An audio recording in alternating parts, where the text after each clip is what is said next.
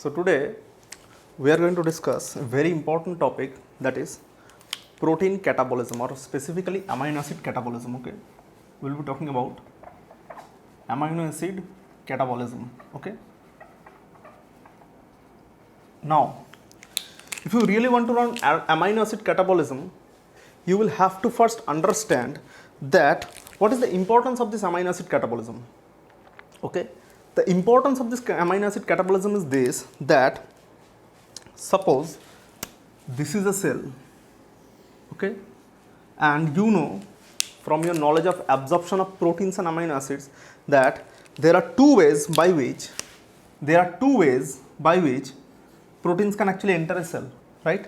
Suppose this is a peptide, okay, which has entered a cell. Suppose this is a peptide which has entered a cell, and this is an amino acid which has entered a cell. Now your proteins are made up of what? Your proteins are made up of amino acids, but listen with all your attention. Those amino acids which are entering, they will not contribute to protein production. That means these amino acids will not help in translation. But these peptides which are entering the cell, these peptides will undergo degradation inside the cell, and they will help in your protein production or translation. That means these peptides will be broken down into amino acids, and these amino acids will be helping in protein formation. Clear? These amino acids will be helping in protein formation. But there is an important point to understand, is this, that what will happen to these amino acids which have entered from your jejunal cell, from your jejunum, right?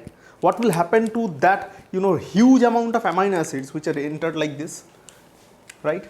Now important point here you need to understand is this, that these amino acids will be useful in that way that these amino acids will be converted in such a way so that they can enter TCA cycle. Clear? This is your objective. Why we are actually why we are giving so much stress in amino acid catabolism?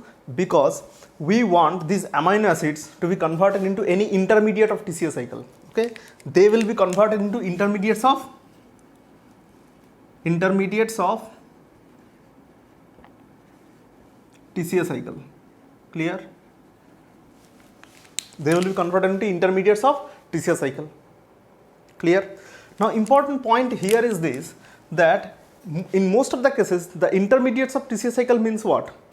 What are those intermediates of TCA cycle which are actually getting converted, which are actually getting produced when amino acids are getting converted or amino acids are getting degraded? The most common is pyruvate. Clear? The most common is pyruvate.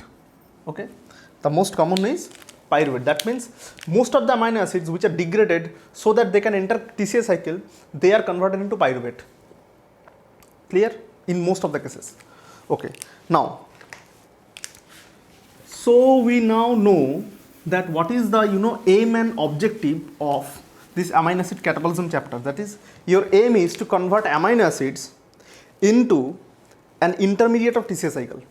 Clear? So that you can get energy from them. Okay, now why I am talking about this thing, why amino acid catabolism is so much important? Because it is one of the last phase, okay, of protein digestion and absorption.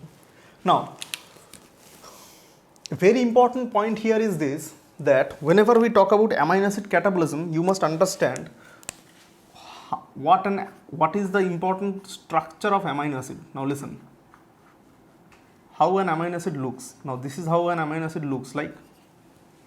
Okay, suppose this is the amino acid which you want to convert into an intermediate for TCA cycle. The first thing you need to understand is this, that whenever you are trying to do this, the first thing you need to understand is this, that listen, whenever you are trying to convert it into an intermediate, intermediate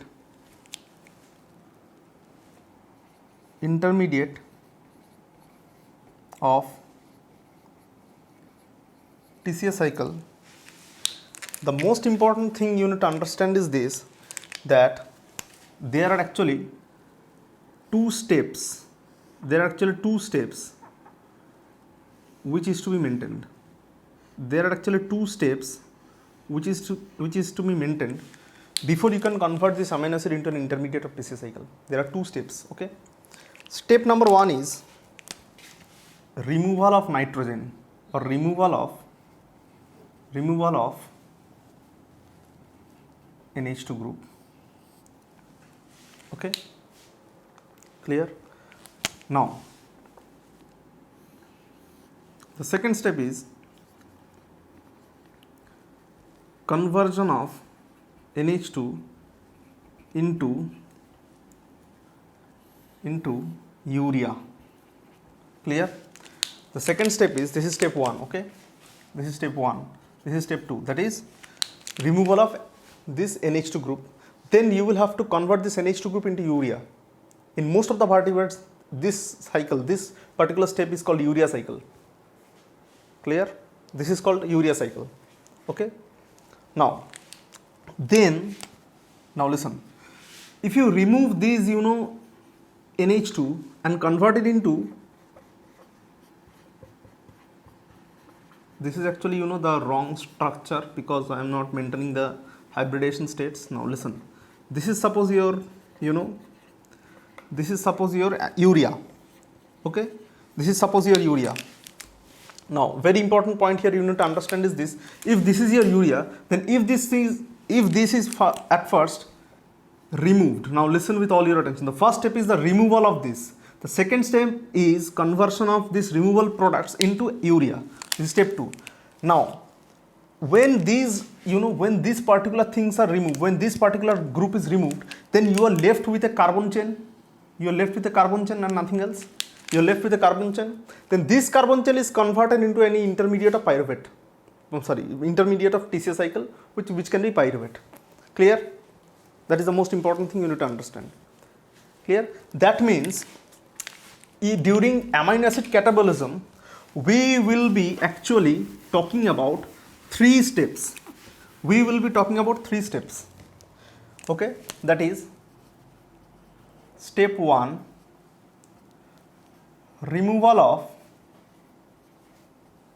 of amine group from amino acid. Step 2, conversion of NH2 into urea. Step 3,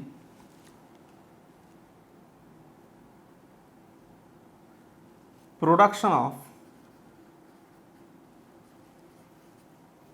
TCA cycle intermediate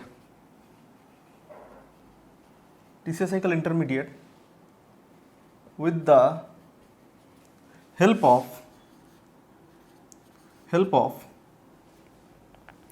carbon skeleton of amino acids. That's it. So these are the 3 steps we will be discussing today. Clear? These are the 3 steps. Step 1, step 2 and step 3. Step 1 is removal of amino group from amino acid. Second step is conversion of amine group into urea. Step 3 is production of TCA cycle intermediate with the help of carbon skeleton of amino acid. Clear? Now, so when we are talking about these steps, now listen with all your attention. Each of these steps are actually a simple biochemical reaction. That means we will be talking about 3 biochemical classes today. Clear? This one is your transamination deamination reactions.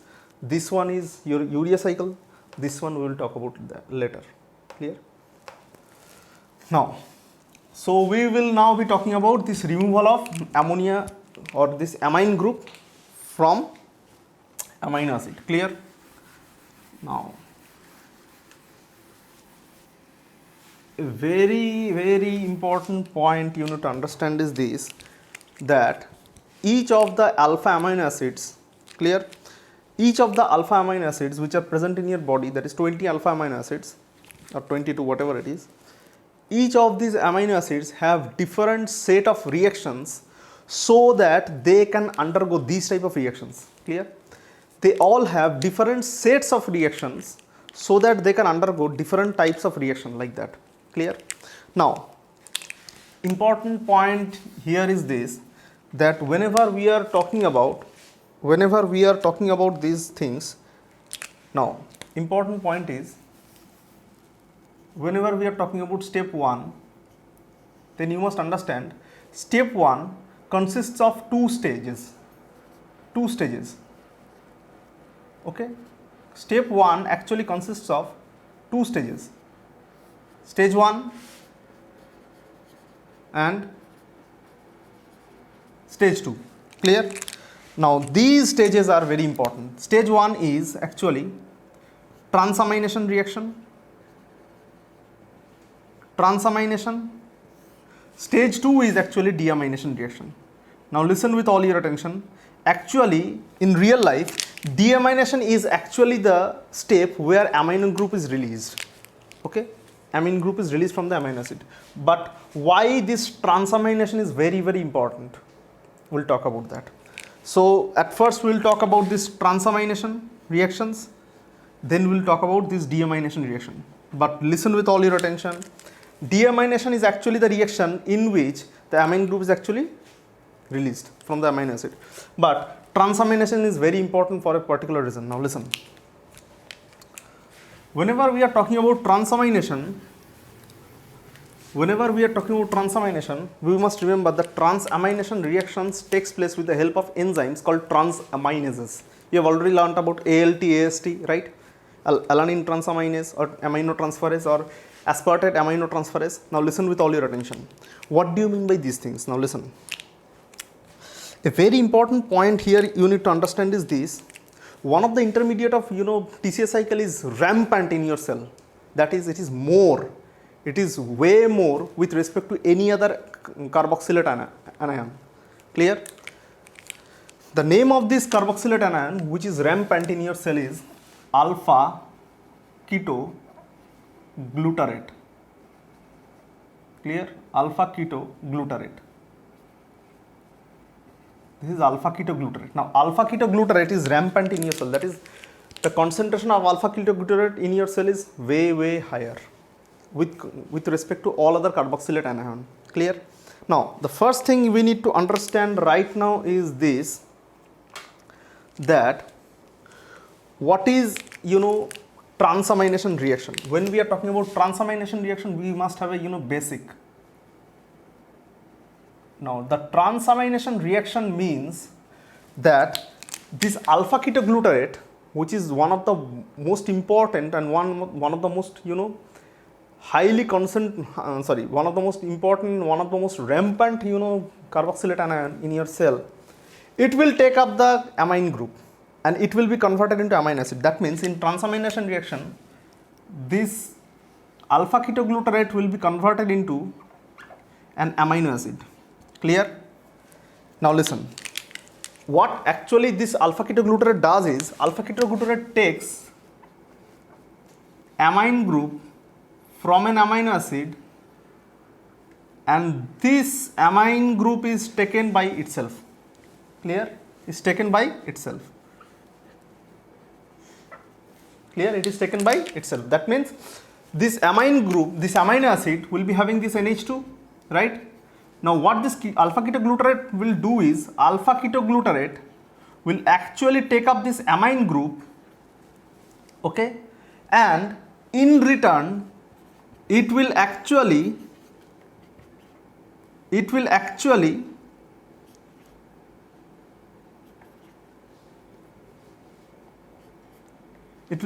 give keto group to this amino acid. That means alpha ketoglutarate is having a keto group. Now it will be converting this keto group to this amino acid and this amine group will be taken up by alpha ketoglutarate itself. That means at the end of the transamination reaction, this amino acid will be converted into a keto acid. This amino acid will be converted into a keto acid. and this keto acid, that is alpha ketoglutarate, will be converted into an amino acid. Okay, will be converted into an amino acid. Clear? Okay. Now we will be talking about, how this thing occurs. Now, important point is this: if you want to learn how this thing occurs, you will have to draw the diagrams, or you will have to draw the figures. Now listen, you know what is alpha ketoglutarate? Oh my son, go and play. That is glutaric acid. That is, it looks like this. Suppose this is your glutaric acid. Clear?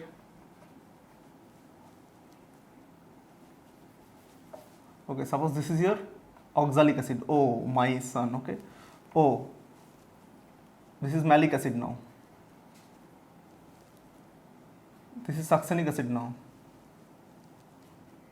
This is glutaric acid now. Clear? Oh my son, go and play. You know this thing. Clear?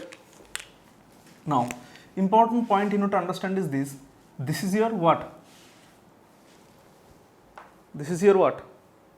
This is your glutaric acid. Now, you will have to prepare alpha ketoglutarate. You will have to prepare alpha ketoglutarate. Now, how to prepare it? Now, this is the functional group. This is also functional group. That means this glutaric acid have 2 alpha carbons. You can convert any one into keto group. Convert this into any keto group. You are drawing this. You are actually drawing the structure of this, so you don't have to maintain anything. So you have converted this CH2 group into keto group. This is alpha ketoglutarate. Now, suppose I am taking an example of alanine. Clear? Suppose this is your amino acid. I am taking an example of alanine. Okay. What I will do is then, so this is your R group. Now in alanine, R is equals to CH3. Okay. That means I will be doing this. Okay. Now, if I try to convert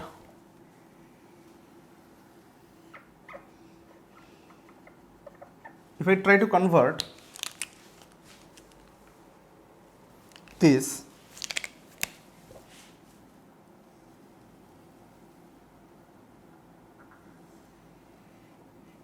now remember this for your entire life. Each and every reaction of transamination type is a reversible reaction. Clear? It's a reversible reaction. Clear? Now, important point here you need to understand is this. What will happen is this group, this CHNH2 will be coming here, and this keto group will be coming here. That's it. That's all you will have to remember. That means CH3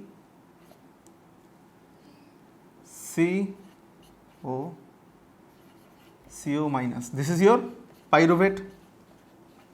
This is a pyruvate keto acid. Clear?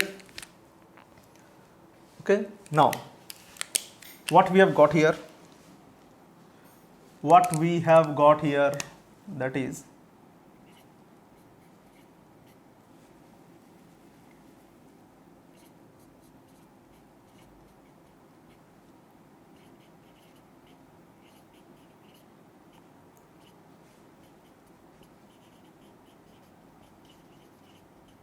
now listen.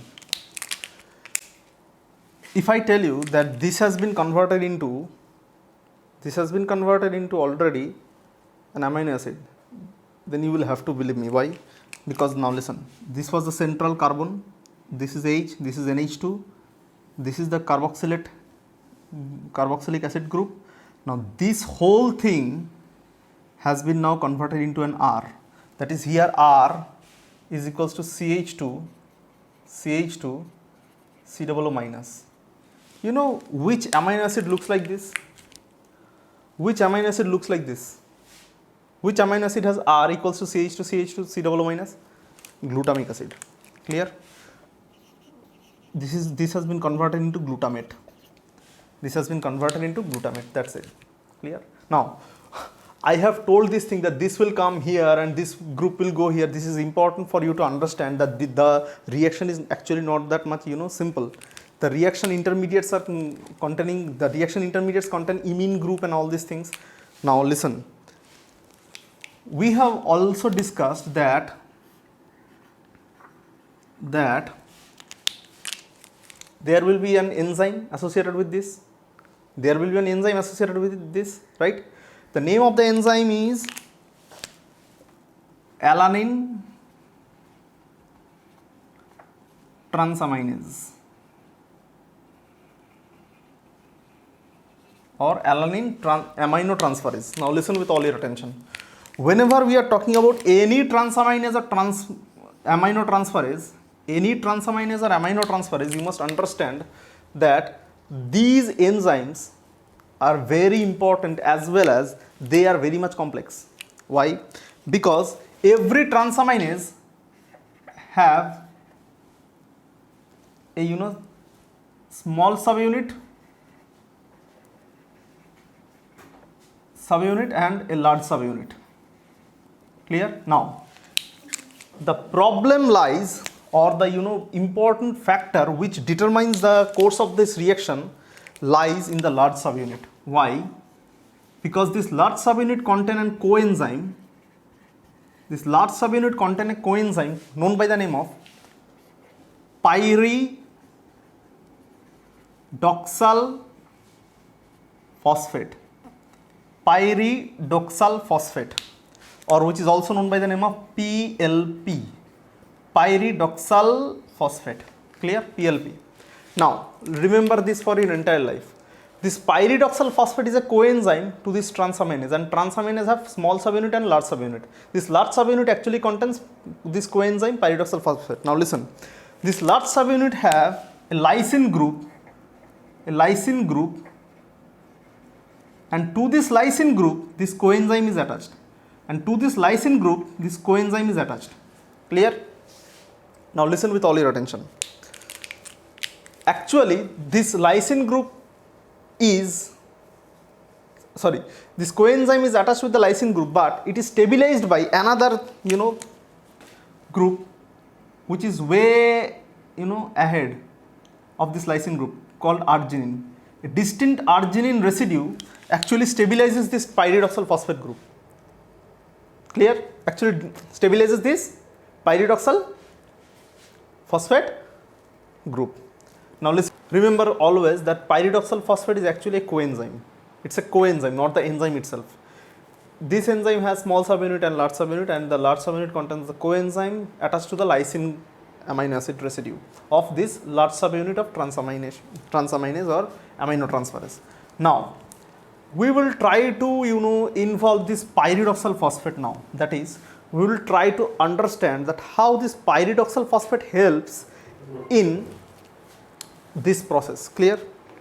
Now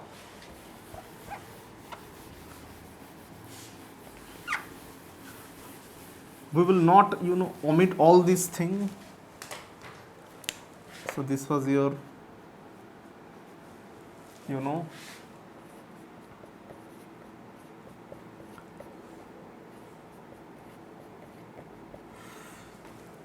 and this was your glutamate.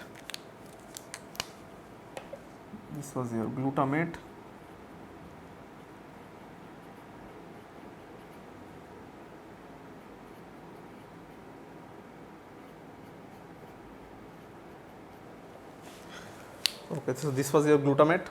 Okay, sorry, this was your glutamate. Sorry.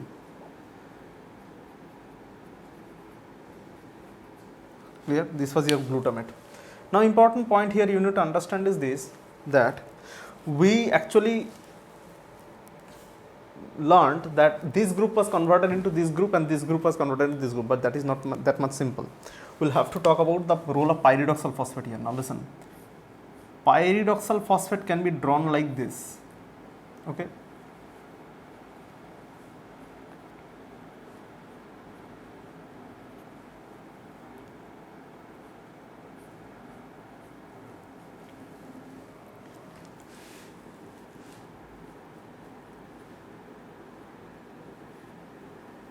this is the phosphate. Okay, this is the phosphate, and this is, now listen with all your attention. What is this? What is this? This is your, this is aldehyde group, right? Now what is the name of this compound? This is pyridoxal phosphate, right? Now listen, this is aldehyde, that's why it has aldehyde. Clear? This is pyridoxal phosphate. Now listen with all your attention. What happens? Now disrupt this chain first. Disrupt this chain. What happens here, you need to understand completely. Now listen. Actually what happens is pyridoxal phosphate actually takes up the amine group here. Pyridoxal phosphate takes up the amine group here. Clear? Pyridoxal phosphate takes up the amine group here. Now where will this amine group go? Now listen with all your attention. Actually this amine group is taken up by this particular aldehyde group. That means it is converted into, it is then converted into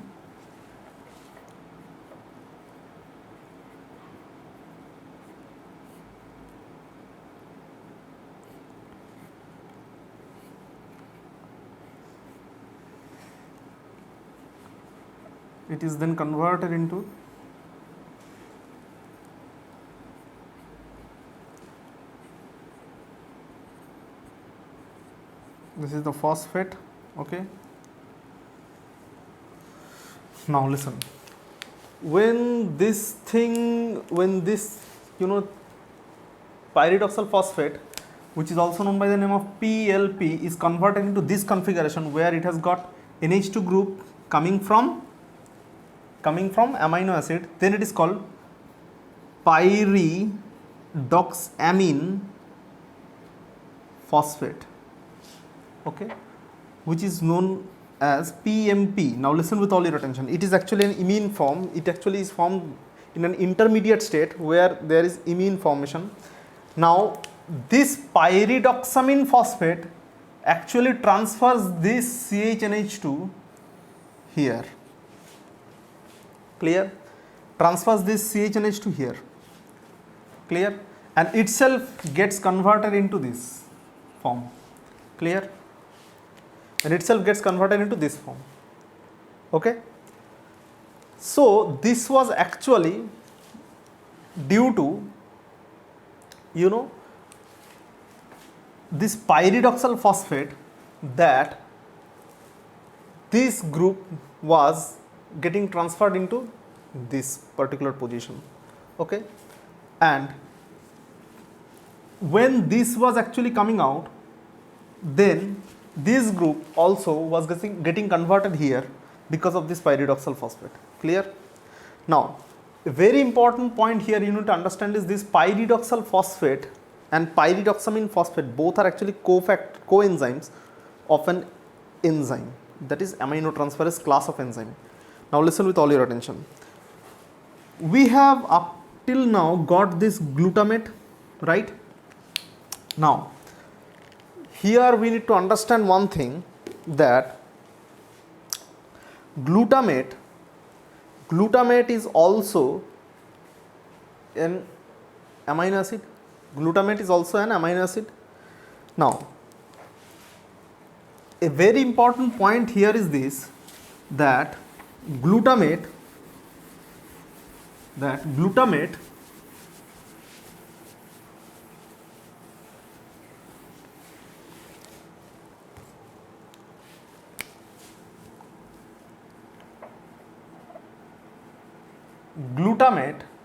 is an amino acid, right, which is produced by ALT, right? Now important point you need to understand is this glutamate, as it is an amino acid, it has also got its NH2 group. Now it must be converted into another keto acid. Glutamate now gets converted into an interesting keto acid. Okay, now before I tell you the name of this particular keto acid, you will have to tell me what is this.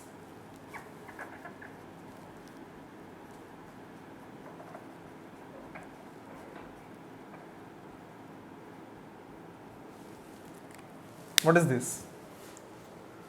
What is this? This is oxaloacetic acid, right? Now listen, let's draw the structure of glutamate here.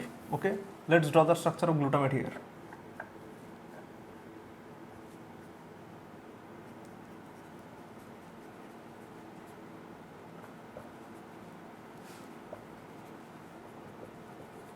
Sorry.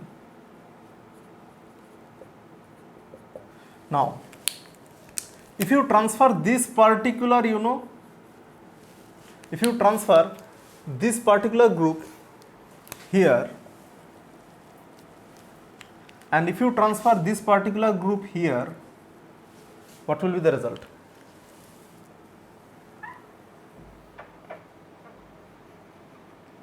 Okay, what will be the result? The result is you are getting a keto acid here, okay, you are getting a keto acid here, and you are getting an amino acid here, right?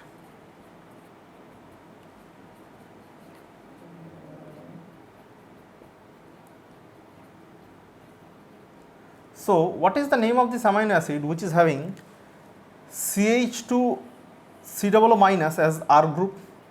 Here the R is equals to CH2 COO minus. When R is equals to CH2 COO minus, it is what? It is aspartic acid. Aspartic acid. When R is equals to CH2, just add another CH2, you will be having, when R is equals to CH2 COO minus, then it is glutamate. Clear? Or glutamate is E, right? Aspartic acid is this single letter code. Go to the amino acid chapter or video, you will understand. Okay. Now, the name of this particular enzyme is called aspartate transaminase. Aspartate transaminase. Transaminase or aspartate aminotransferase. Clear? Which is also known by the name of aspartate aminotransferase. Okay. Now, a very important point here you need to understand is this, that due to aspartate transaminase, the fate of glutamate is changed to, what is this? What is the name of this compound? What is the name of this compound? This is nothing but what? Alpha ketoglutarate, right? This is alpha ketoglutarate. Okay, and this is what? This is aspartic acid. Now, why glutamate has been converted into aspartic acid? Because it is easier for cell to metabolize aspartic acid than glutamate, because it has got more CH2 group. That is, when aspartate will be converted into a carbon skeleton, you will have to deal with less carbon. But when glutamic acid is converted into a carbon skeleton, it will have more carbon. That means more number of cycles will have to go through it. That's why it is very important for you to understand that whenever you are talking about transamination, you should understand then and there that these transamination reactions occur because of only one thing, that is, amino group should be released, number one, number two, or at least should be primed. That means it should be given to any other sources, or and number two is the carbon skeleton of the resultant amino acid should be less. Clear? Okay. Clear? Okay. So this is actually the transamination reaction which is occurring in the mitochondria. All these AST and ALT, these are present in the mitochondria of cells.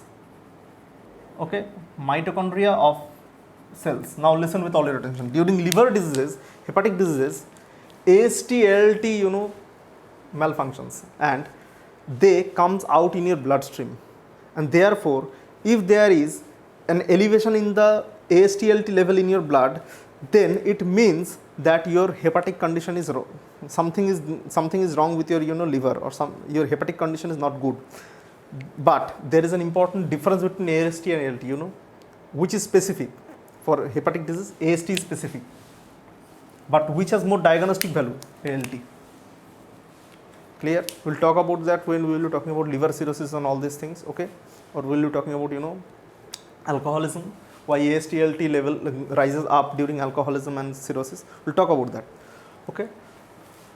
Now we will be talking about that how these amino acids, kick out the amine group, which is actually the deamination. Listen, transamination is actually a primer reaction, okay? Now we will talk about those reactions where finally the amine groups are converted into ammonia. Clear? This is called deamination, okay? This is called deamination, okay?